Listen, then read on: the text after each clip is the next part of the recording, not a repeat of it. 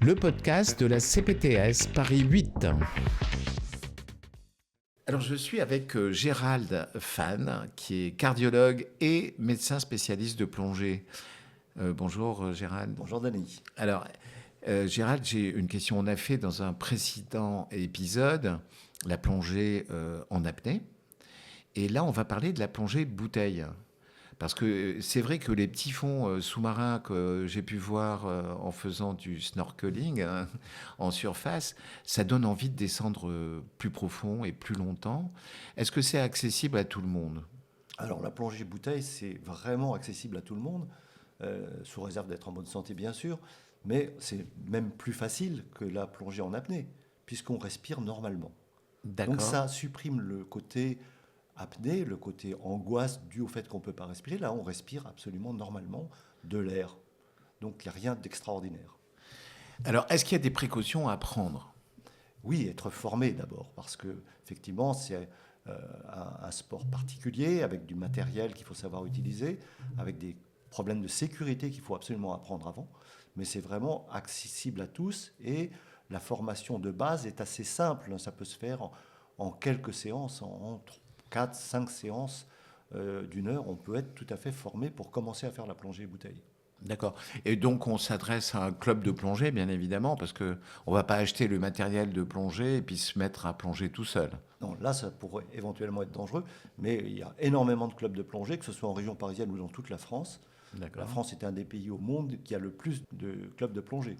Donc il y en a partout, des clubs. Ok, même à Paris. Oui, beaucoup. Paris est la première région pour le nombre de licenciés en plongée sous-marine. Fantastique. Alors c'est effectivement en piscine que j'ai passé mes brevets, voilà, et que je les ai fait passer à mes enfants qui avaient 9 ans et 10 ans à l'époque. Ouais. Et comment ça se passe d'ailleurs ? Il y a une série de gestes qu'on doit apprendre pour être à l'aise sous l'eau.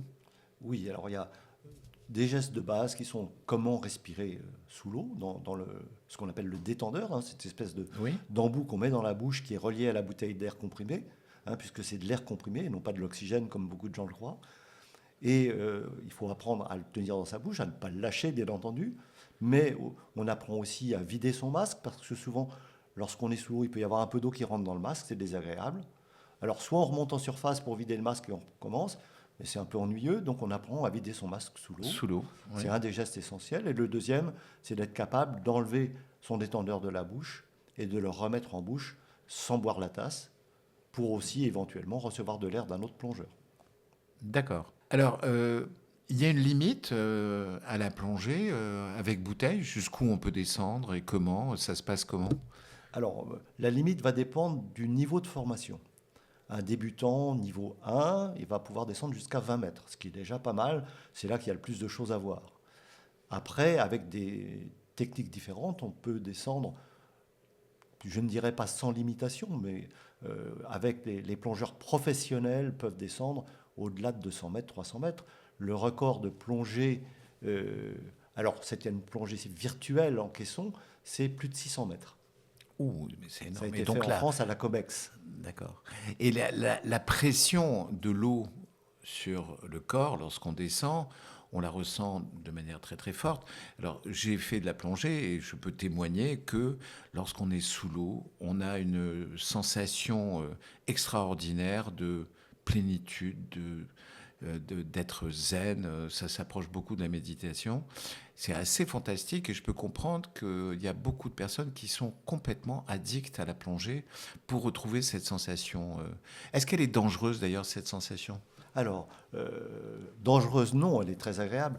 L'autre élément qui est très important en plongée, c'est que grâce au gilet stabilisateur qu'on a, on est en apesanteur. D'ailleurs, les cosmonautes sont formés en piscine. Donc on est en apesanteur, le poids du corps disparaît, on respire naturellement, et effectivement c'est assez addictif, d'autant plus qu'il y a des choses à voir, et qu'il y a énormément de choses à voir, c'est un univers nouveau, c'est vraiment un monde nouveau, et c'est ça qui est fascinant. Donc beaucoup de plongeurs sont complètement addicts à cette activité. Et on peut plonger de nuit aussi. Alors plonger de nuit, c'est magnifique, parce qu'il y a des animaux, Alors des animaux, ça peut être des poissons, mais ça peut être aussi des animaux qu'on prend pour des plantes qui sont fixés sur le support, qui ne s'ouvrent, qui ne sont apparents que la nuit. Donc c'est un monde encore différent. La plongée de nuit, il suffit d'avoir une lampe et on voit des choses qu'on ne peut pas voir de jour. Il y a vraiment énormément de choses qu'on ne peut pas voir de jour. Alors, en plongée, on ne peut pas plonger tout seul. Là encore, je suppose, comme pour la plongée en apnée, c'est bien d'être accompagné parce que s'il arrive quoi que ce soit à l'un, l'autre peut le secourir, c'est ça? Tout à fait, on ne plonge jamais seul. D'abord parce que il y a ce côté sécurité et notamment le problème du manque d'air, puisqu'on a chacun une ou deux bouteilles d'air comprimé dans le dos. S'il y a un problème technique chez l'un des deux, on apprend à se donner de l'air de l'un à l'autre. Et donc ça se passe très bien. Euh, on n'a plus d'air dans sa bouteille, on fait signe à l'autre qui ne doit pas être trop loin et il va te donner le détendeur de secours qu'on a tous qui permettra de respirer normalement, de terminer la plongée et d'entrer en sécurité. Donc c'est vraiment l'essentiel de la sécurité, c'est effectivement de ne pas être seul. Alors, d'après ce qu'on m'a dit, comme j'ai plongé, il faut faire des paliers lorsqu'on remonte, lorsqu'on plonge avec des bouteilles, alors qu'on ne fait pas de paliers lorsqu'on remonte en apnée. Hein, c'est bien ça? C'est bien ça. Alors la grande différence, on en avait parlé l'autre jour, c'est que en apnée, on respire l'air de la surface, euh, mais en bouteille, on respire l'air de la bouteille. Et cet air de la bouteille, comme on va profond, il va être mis à chaque niveau à la pression qui règne à l'extérieur. C'est-à-dire que la pression de l'eau va être compensée grâce au matériel, de façon à ce qu'on respire de l'air sous pression.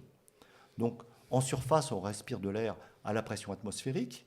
Quand on descend à 10 mètres, ça va être 2 fois la pression atmosphérique. À 20 mètres, 3 fois la pression atmosphérique, et ainsi de suite.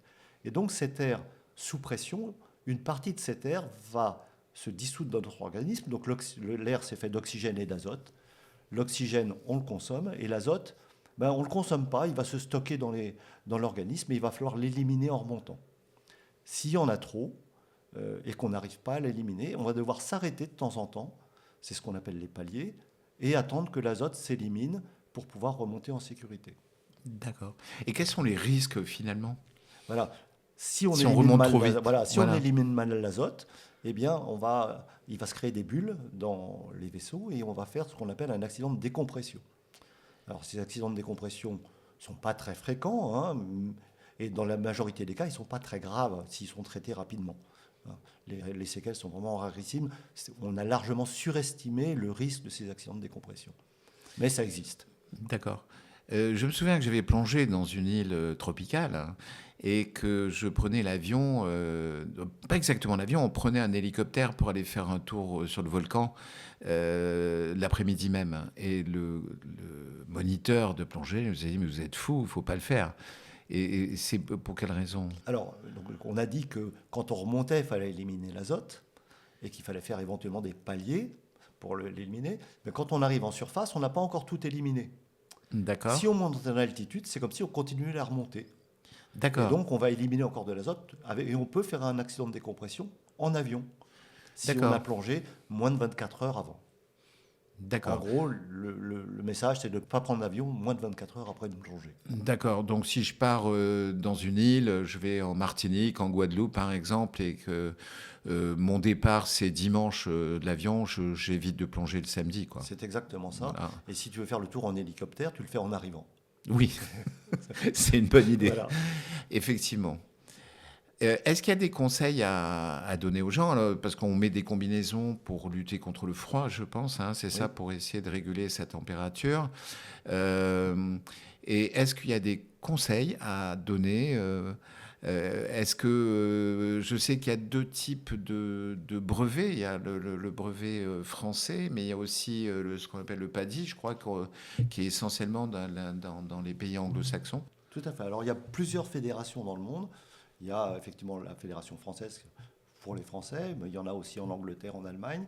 Et puis, il y a l'association PADI, qui est une association de moniteurs de plongée internationale, où les formations sont un peu différentes, mais globalement, quand c'est bien fait, de la même qualité. Donc et il y a des passerelles entre les deux, avec parfois quelques mises au point spécifiques, mais en gros, les deux sont tout à fait valables. D'accord. Bien, eh bien, alors on va souhaiter à tous ceux qui partent au bord de la mer d'essayer au moins une fois de faire un baptême de plongée bouteille, non? Il faut absolument faire un baptême de plongée au moins une fois dans sa vie. Et beaucoup d'entre eux voudront continuer. Eh bien, c'est tant mieux parce que c'est tellement magnifique. Merci Absolument. Gérald, merci beaucoup. Merci, Dani.